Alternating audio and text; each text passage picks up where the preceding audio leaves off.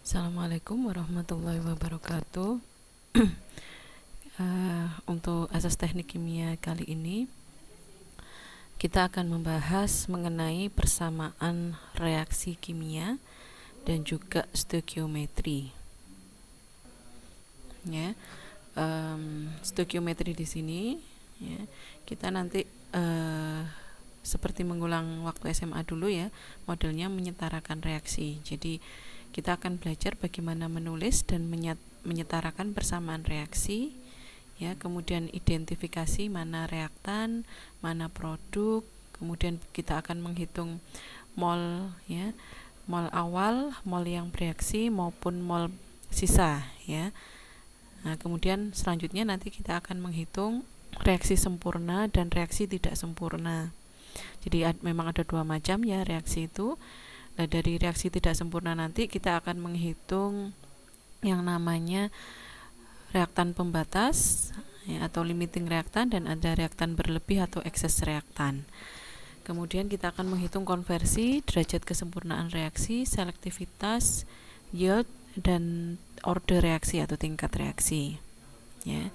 Oke, selanjutnya kita bisa langsung ke latihannya. Nah, di sini ada sebuah persamaan ya, persamaan yang kemudian bisa kita buat penyetaraan reaksinya ya. Jadi di sini ada C7H16 plus 11O2 menjadi 7CO2 plus 8H2O. Nah, kadang soal itu tidak langsung menyebutkan model reaksinya seperti ini ya, tapi terkadang soal itu hanya menyebutkan nama senyawanya apa, direaksikan dengan apa, ya, kemudian akan menghasilkan senyawa apa, ya. Jadi nggak langsung kemudian disebutkan rumus reaksinya atau persamaan reaksinya. Jadi kita harus bisa membuatnya sendiri. Nah, untuk ini ya, ada C7H16 plus O2. Ya, kadang kan belum diketahui koefisiennya, jadi kita harus menyetarakan dulu. Jadi setiap ini namanya reaksi pembakaran, ya. Reaksi itu kan macam-macam jenisnya, ya. Kalau dari segi senyawa yang bereaksi, ya, itu ada reaksi pembakaran, ya. Kemudian ada reaksi pembentukan, ada reaksi penguraian,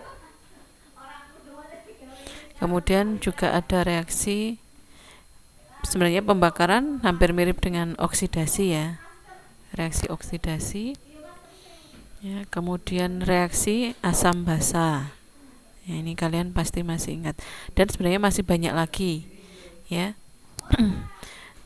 Mungkin yang sering muncul nanti di asas teknik kimia ini adalah reaksi pembakaran, reaksi pembentukan, penguraian, ya, ataupun asam basa ya.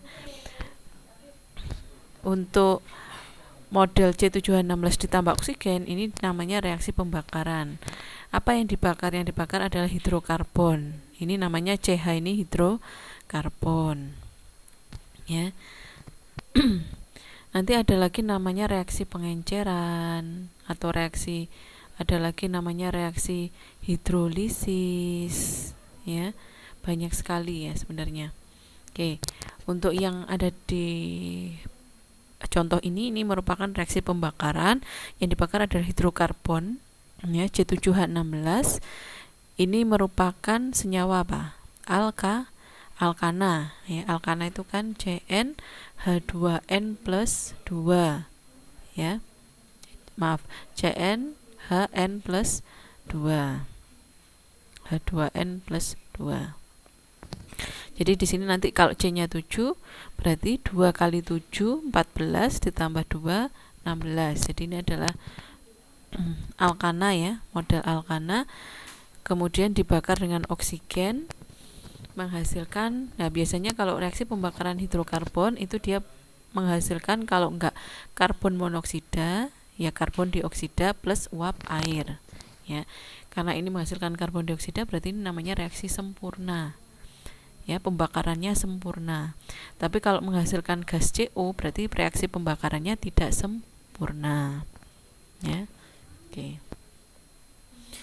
Nah, kemudian bagaimana cara menyetarakan reaksinya supaya bisa stoikiometri? Ya, kita coba cek ya satu persatu. C7H16 plus O2 menjadi CO2 plus H2O. Kita cek di kiri ada C-nya 7, di kanan C-nya cuma 1. Ya, berarti harus kita kalikan 7 di sini. Ya. Kemudian di kiri hanya 16, di kanan hanya 2. Berarti harus kita kalikan 8 supaya jadi 16. Oke.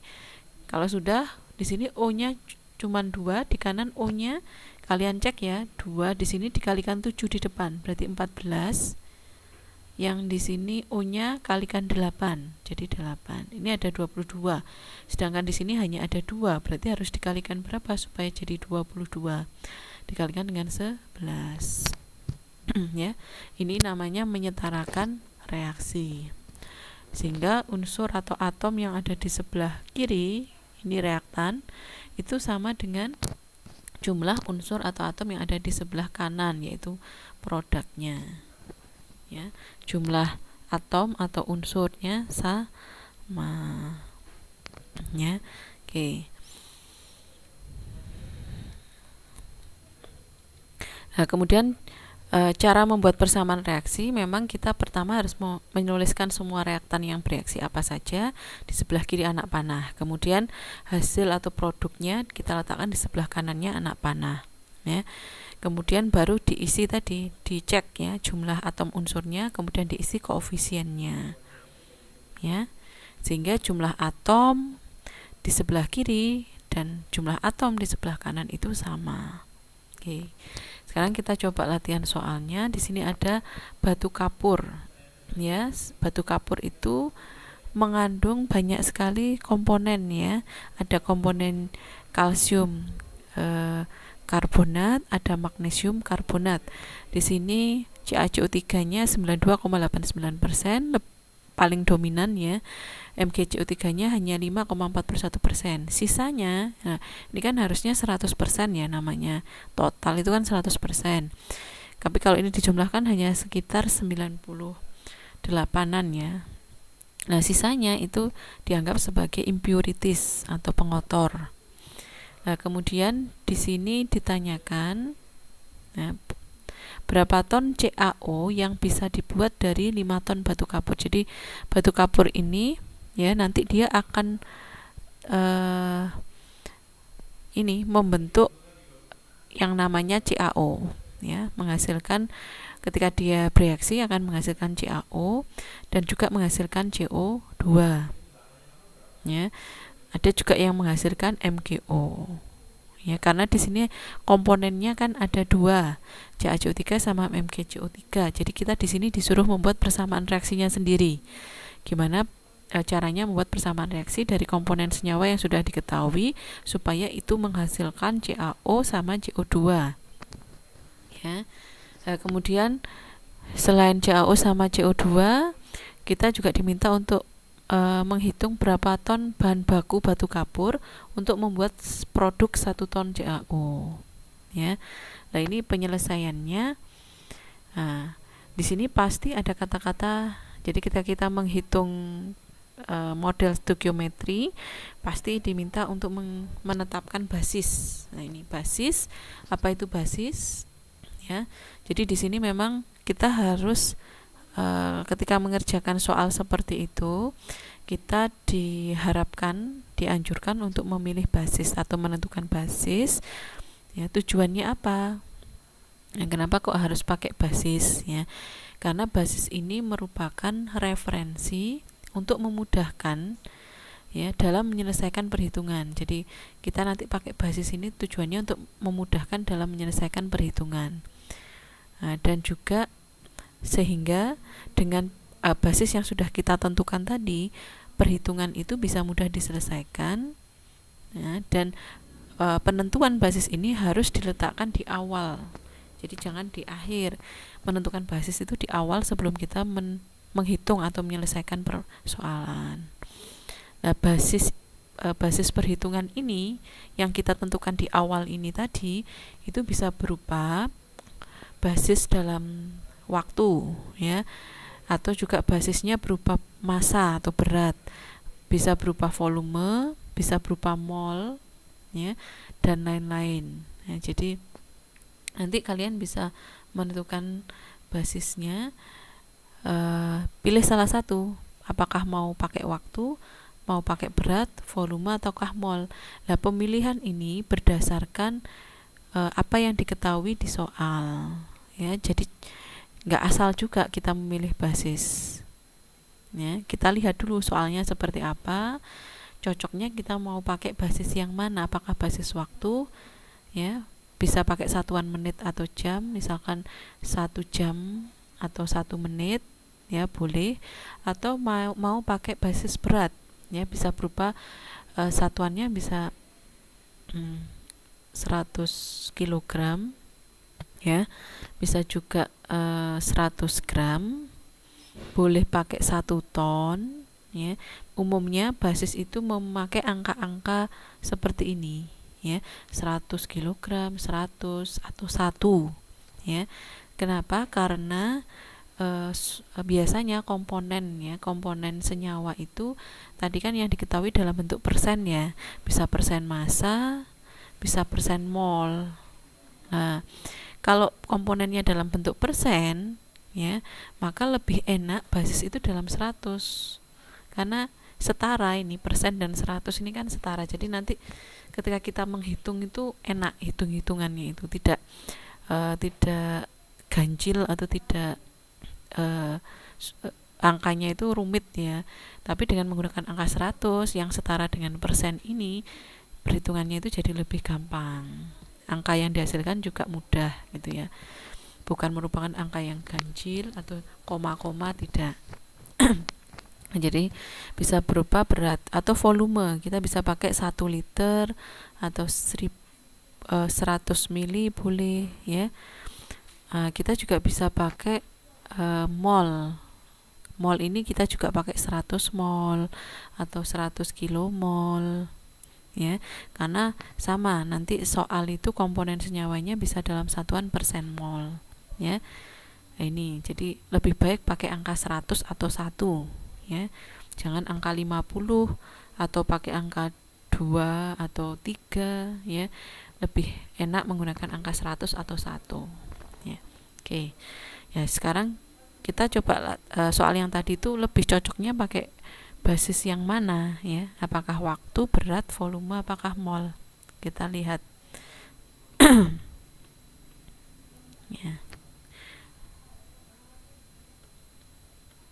Ya, ini oke, di sini diberikan basisnya, kita kemudian diminta untuk menentukan basisnya itu 1000 kg ya, 1000 kg, atau ini bisa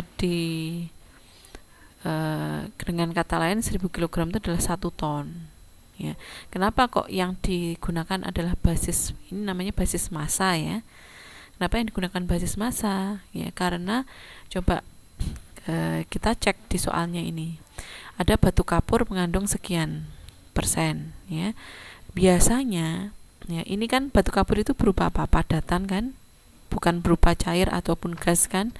Nah, kalau senyawanya tadi berupa padatan ya, di sini padatan batu kapur, maka komponen senyawa yang ada di sini, komposisi persennya ini adalah otomatis dia adalah persen massa. Kalau ininya padatan ya, ini juga persen massa ya. Kalau ini berupa padatan dan persen komposisinya otomatis adalah persen massa, maka lebih baik basis yang kita gunakan juga dalam pilihan basis massa. Jangan dipakai volume atau mol ya, ini jangan. Atau waktu. Kenapa nggak pakai waktu? Karena di sini nggak diketahui laju alir. Jadi nanti waktu itu dipakai ketika di soal ini diketahui, misalkan sebuah pabrik memproduksi CaO dari batu kapur dengan kapasitas produksi 1 ton per jam Nah, misalkan di soal diketahui seperti itu, kapasitas produksinya 1 ton per jam. Nah, kalau ada unsur seperti ini, nah maka basis yang kalian pilih lebih baik basis waktu, supaya ini tidak mengganggu dalam proses perhitungan. Kan per jam ini agak susah ya, gimana ini menghitungnya. Jadi kalau ini kita jadikan basis 1 jam ini, maka per jamnya ini sudah nggak perlu kita ikutkan dalam perhitungan stoikiometri atau reaksi ini, ya. Yang kita masukkan hanya 1 tonnya, ya. Itu kalau misalkan yang diketahui kapasitas produksi atau laju alir bahan atau laju alir produk, kan biasanya satuannya massa per waktu. Nah, kalau seperti itu biasanya basisnya kita pakai waktu, ya, bisa 1 jam, bisa pakai 1 menit atau 60 menit, ya, ya boleh.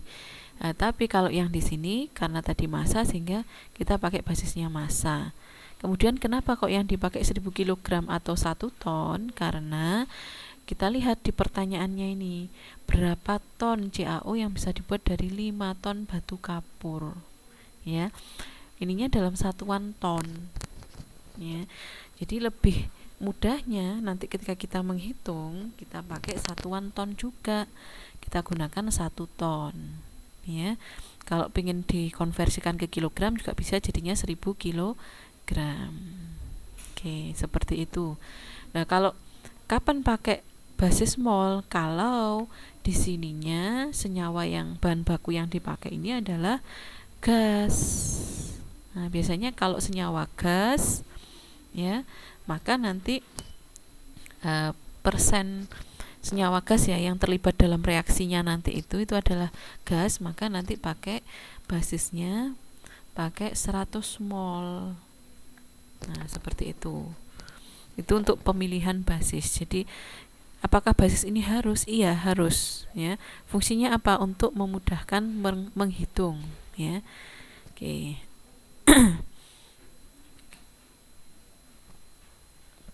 Nah, kemudian setelah dari soal tadi, kita cari masanya dan molnya, ya.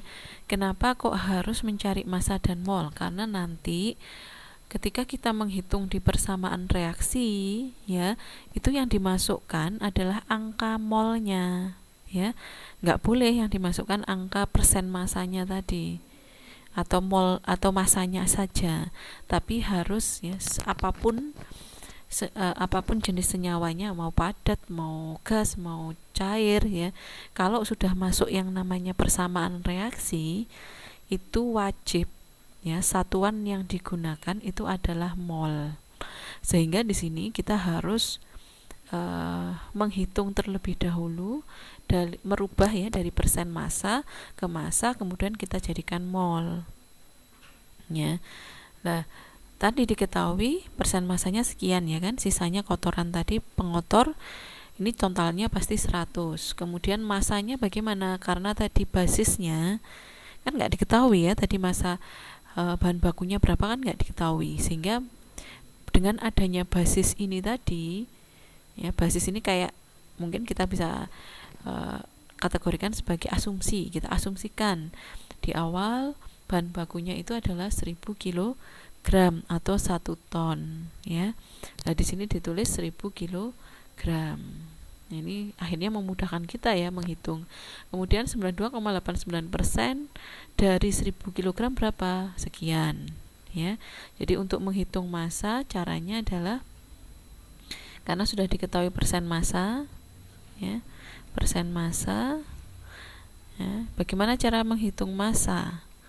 Maka persen massanya, massa komponen, ya, MI, maka persen massa I-nya dikalikan massa total. Itu cara menghitung massa komponen. Persen massanya berapa? 92,89. Kita kalikan dengan massa totalnya berapa? 1000 kg. Hasilnya nanti 928,9. Kemudian yang MgCO3 tadi 5,41% dikalikan dengan persen, ya, ini tadi dikalikan dengan apa? 1000 kg. Nah, sehingga nanti hasilnya 54,1. Begitu juga yang pengotor jadinya 17. Nah, setelah dapat massa, kita cari molnya dengan cara apa? Membaginya. Jadi mol itu sama N sama dengan massa dibagi BM. BM itu ya MR itu ya. Nah, kalian bisa cek di tabel periodik ya, ataupun kalau sudah hafal lebih bagus lagi ya. CA berapa, C berapa, O berapa ya. Oke. C itu 12 ya. O itu 16, jadinya 48, 16 kali 3 ya. Kemudian CA. Nah, CA-nya adalah 40. Nah, nanti ketika dijumlah 12 tambah 48 adalah 60, 60 tambah 40 hasilnya 100. Itu untuk mencari MR. MgCO3 juga sama caranya. CO3 kan berarti tadi 60 ya. Berarti Mg berapa? Mg 24,32. Nanti dapatnya ini. Kemudian kalian bagi masanya 928,9 dibagi 100, berarti hasilnya 9, 54,1 dibagi 84,32, berarti hasilnya 0,6. Terus yang ini gimana, yang pengotor? Karena jumlahnya hanya sedikit ya, kecil, hanya 1,7%, dianggap aja nggak usah ya, nggak usah dihitung, nggak apa-apa, nggak terlalu pengaruh ya. Karena di sini kalau sudah dijumlah pun sudah hampir 9,9 ya, 9,9. Oke, kita lanjutkan. Ketika kita sudah mendapatkan mol, kemudian selanjutnya apa? Membuat persamaan reaksinya. Jadi ini kita bikin sendiri ini tadi ya. Ini namanya reaksi apa? Reaksi penguraian. Ya, jadi bahan bakunya berupa batu kapur, terurai dia menjadi CaO dan karbon dioksida. Begitu juga dengan MgCO3, dia terurai menjadi MgO dan CO2. Nah, sehingga ada 2 ya, karena memang komponennya tadi ada 2 ya.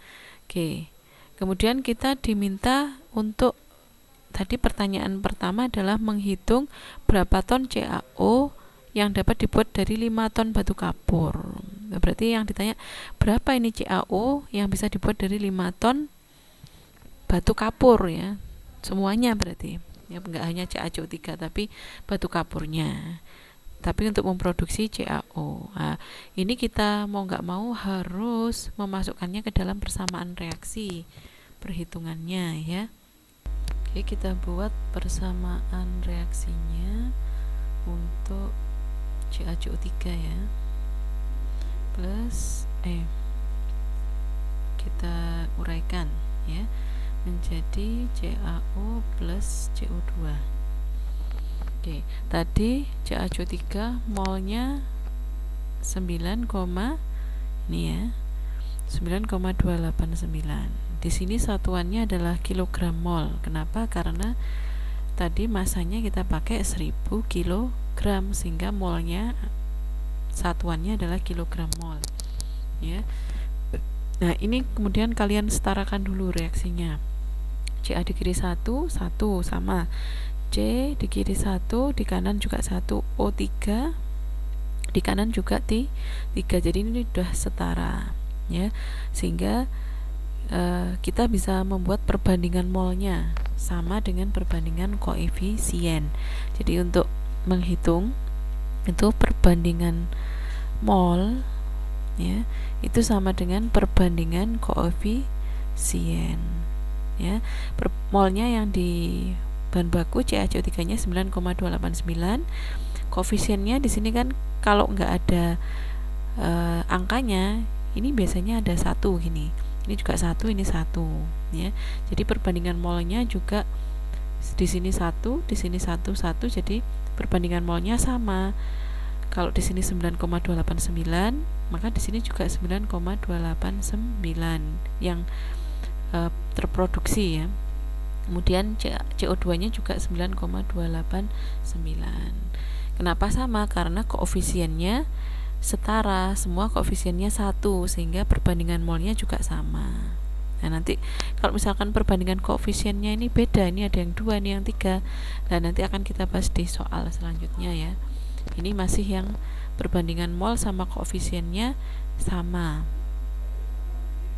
Oke. Sehingga nanti CaO yang diproduksi berapa? Juga 9,289 ya. Kemudian yang reaksi 2 ini untuk soal A tidak dipakai karena yang ditanyakan hanya CaO-nya. Untuk MgO tidak ditanyakan ya, sehingga yang dipakai hanya reaksi 1. Nah, itu sehingga CaO-nya juga sekian mol ya. Berarti kalau untuk ini kan tadi basisnya berapa? Basisnya adalah 1 ton batu kapur atau 1000 kg ya kan. Kalau yang diminta adalah 5 ton batu kapur. Nah, berapa CaO-nya? Nah, untuk 1 ton batu kapur itu CaO-nya sekian mol ya. Untuk 5 ton berapa? Berarti tinggal kita buat perbandingan senilai ya. Nah, jadi kalau kita tulis untuk 1 ton itu menghasilkan CaO-nya 9,289 kg mol. Kalau untuk 5 ton berapa mol ini? Nah, bisa kita hitung ya dengan tinggal mengalikannya dengan 5 ya. Karena ini tadi 1 ton sekian, berarti kalau 5 ton ya tinggal kalikan 5 ya. Molnya ini kalikan 5. Hanya saja satuannya di sini mol, di sini massa. Berarti harus kita rubah dulu molnya ini dalam bentuk massa ya. Nah, nanti kita rubah dalam bentuk massa. Oke. Untuk sementara ini ya, untuk 1 ton batu kapur itu ternyata dihasilkan 9,289. Kalau 5 ton berarti tinggal kali aja ya. Nah, 5 dikalikan 9,289. Nanti dapatnya 46,445 ya.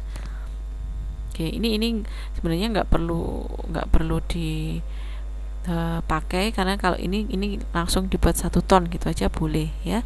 Jadi 9,289 per 1 ton didapatkan 46,445. Lah, ini kan masih dalam mol. Yang ditanyakan massa massa CaO-nya, berarti dikonversikan ke kilogram ya.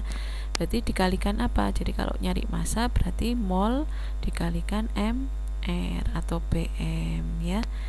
Jadi molnya berapa ini dikalikan BM-nya CaO berapa? CaO 40, O-nya 16 berarti 56 ya. Ya, ini dalam ton ya. Oke. Nanti ini kilogram dengan kilogram habis. Ininya 1000 ya. Kita rubah dalam 1 ton, jadinya nanti ini dikali ini dibagi 1000, jadinya 2,6 ton ya. Nah, jadi setiap 5 ton menghasilkan 2,6 ton CaO. Itu untuk soal A. Kemudian untuk soal B yang ditanyakan CO2 nya, berapa CO2 yang dihasilkan tapi satuannya Lb, bukan ini satuan British ya. Kalau ton ini satuan SI. Berapa Lb CO2 yang dihasilkan setiap 1 Lb batu kapur. Nah, CO2 kan ini ya, ternyata CO2 itu dihasilkan dari reaksinya CaCO3 dan MgCO3, sehingga kita gunakan keduanya. Nah, makanya di sini munculnya ada 2 reaksi, 1 dan 2 untuk yang CaCO3 sama yang MgCO3 ya. Karena tadi reaksinya itu ketika disetarakan ya, perbandingan koefisiennya semua sama-sama 1. Ini CaO plus CO2. Kalau yang MgCO ini menjadi MgO plus CO2. Ini kalau kita cek juga sudah setara ya. Nah, berarti tadi 9,289. Kalau yang Mg tadi sekitar 0,6 ya. Nah, ini 0,642. Nah, berarti MgO-nya juga 0,642, CO2-nya juga 0,642 sama ya. yang di sini juga CO2-nya 9,289. Nah, ini makanya di sini CO2 dengan CaO3 itu setara, nilainya sekian. MgCO3 dengan CO2 juga setara, nilainya sekian. Sehingga berapa CO2 yang dihasilkan kita jumlahkan. 9,289 ditambah 0,642, yaitu nanti CO2-nya didapatkan ini 9,931. Ini dalam satuan kilogram mol. Kemudian kita rubah, karena yang dimintakan massa, kita rubah ke dalam massa, kita kalikan dengan MR-nya. CO2 itu MR-nya 44. 12 ditambah 32 sehingga didapat 44. Lah karena yang diminta dalam satuan British yaitu LB, kita konversikan ke LB ya. Jadi BM, ini satuannya BM ya, kilogram per kilogram mol. Kalau gram mol berarti ininya gram per gram mol, tapi karena kilomol jadi kilogram per kilogram mol untuk BM. Nah, LB, 1 LB itu sama dengan 0,45359 kg. Ini kalian cek di tabel konversi ya, yang sudah saya share. Tabel konversinya, konversi satuan ya, 1 LB itu sekian. Nah, kenapa ini taruh di atas, kilogramnya di bawah? Supaya bisa dicoret ya, kilogram dicoret dengan kilogram. Ini kilogram mol dicoret dengan kilogram mol, sehingga nanti hasilnya tinggal LB ya, nanti didapat hasil LB. Nah, 9 ini ya, dapat LB ini ya, 9,931 kali 44 dibagi 0,45359 didapatkan 963. Lah, ini itu per 1 ton. Nah, tadi kan basisnya kita masih pakai 1 ton batu kapur. Ya, pertanyaannya ini CO2 ya, CO2 yang dihasilkan. Pertanyaannya yang ditanya itu adalah berapa LB CO2 yang dihasilkan per 1 LB batu kapur. Padahal ini 1 ton batu kapur, berarti kita konversikan 1 ton batu kapur ke LB ya.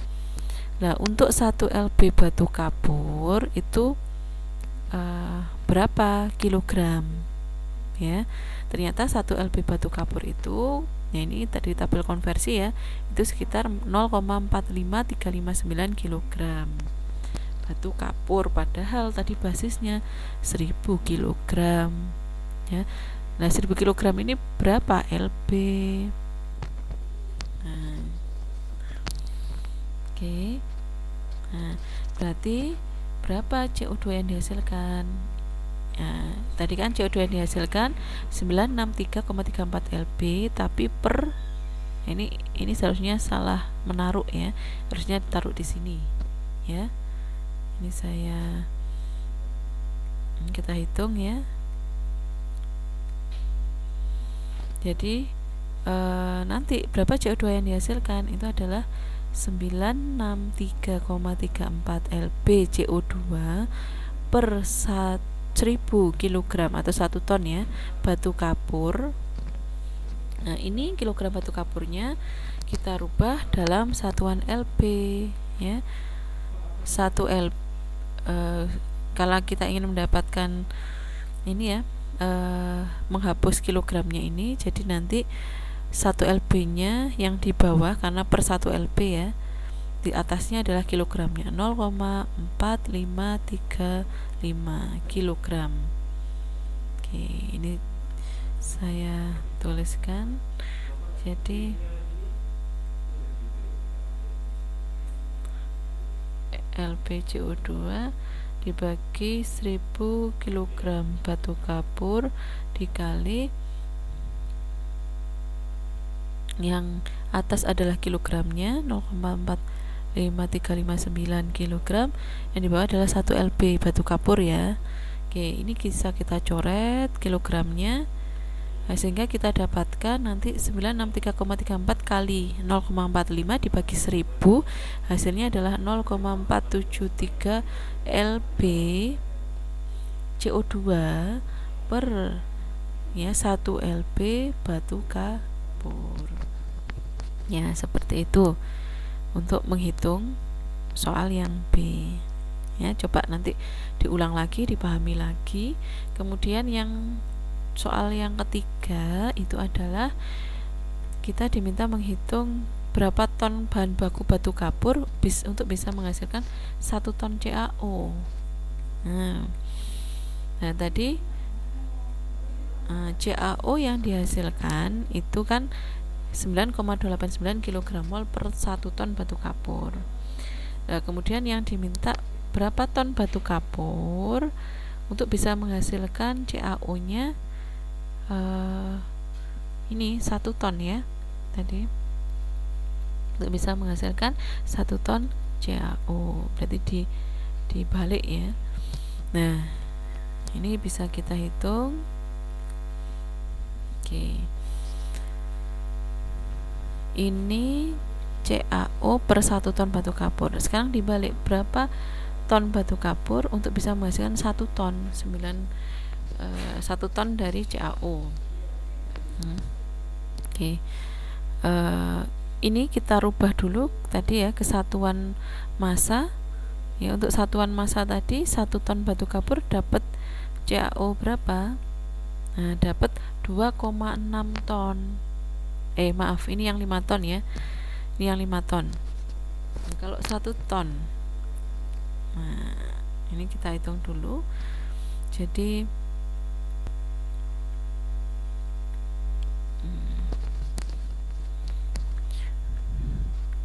ini berapa untuk bisa menghasilkan 1 ton CaO. Oke. Ya, 9,289 kg mol ini kita rubah ke dalam satuan massa ya. Ya, kita kalikan dulu dengan MR-nya. MR-nya adalah 56 ya. 9,289 kali 56 nanti hasilnya adalah ini. Nah, jadi 9,289 kg mol itu masanya adalah 520,184 kg nih. Nah, padahal yang diminta ini adalah 1 ton. Ini kan nggak sampai 1 ton ya, ini hanya setengah ton lebih ya, setengah ton lebih. Berarti kalau 1 ton berapa?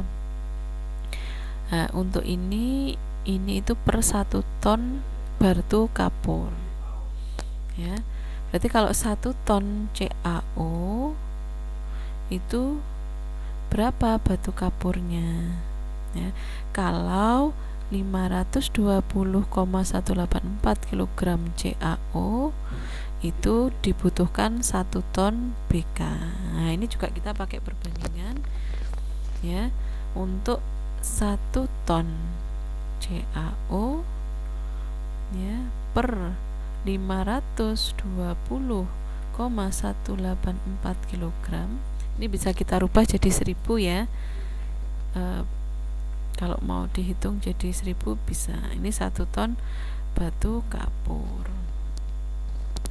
Dan batu kapur menghasilkan sekian, berarti untuk 1 ton CaO itu berapa batu kapurnya. Nah, ini bisa kita hitung. Nah, berarti tinggal 1 dibagi 520 ya. Ini dari perbandingan nilai ini kita jadi 1 ton dibagi 520 kg ya, atau ini kan harus sama satuannya ya. Kalau ini ton, ini harus ton juga. Kalau ini kilogram, ini kilogram juga. Jadi kita rubah dulu kilogramnya ini ke ton ya. Jadinya nanti 0,52 ton CaO. Jadi seperti yang di sini.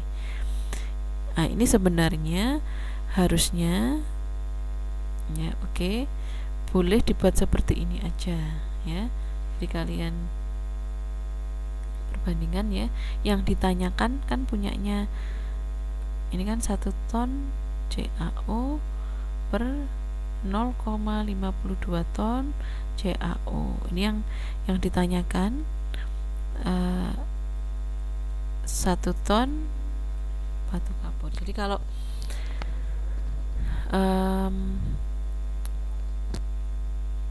1 ton CaO ya, tadi kan yang ditanyakan 1 ton CaO itu berapa ton batu kapur ya kan. Nah, ini Nah, nanti hasilnya adalah satuannya dalam bentuk ton batu kapur, ya. Berarti ini 1 dibagi 0,52, nanti didapatkan 1,92 ton batu kapur. Ya, coba saya ganti misalkan berapa ton batu kapur, ya, untuk mendapatkan 2 ton CaO, ya, berapa ton batu kapur. Nah, gimana cara menghitungnya? Ya, kita pakai perbandingan senilai juga, ya. Berarti 2 ton CaO per 0,52 ton CaO dikali 1 ton batu kapur. Ini 2 dibagi 0,52 nanti, ya. Ya, kita bisa hitung untuk 2,052. Oke. 2 ton batu kapur, 2 ton CaO, ya tadi kan 1 ton. Sekarang kalau misalkan saya minta 2 ton, ya,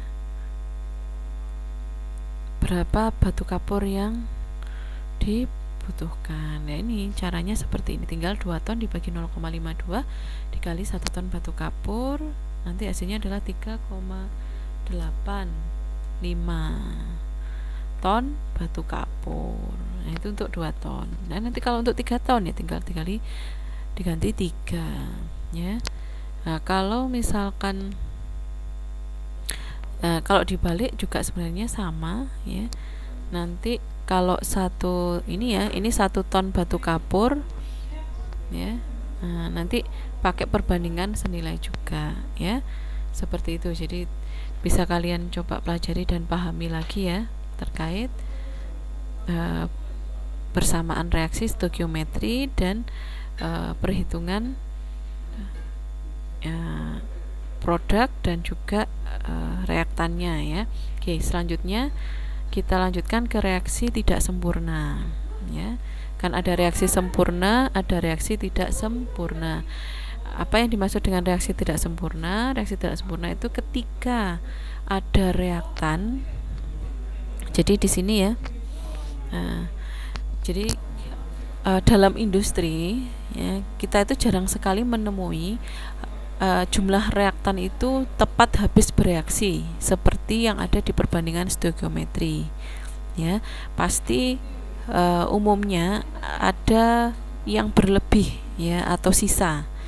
Jadi istilahnya kalau di dalam reaksi itu konversi, ya. Jadi konversinya nggak mungkin 100% semua reaktan itu bereaksi, ya.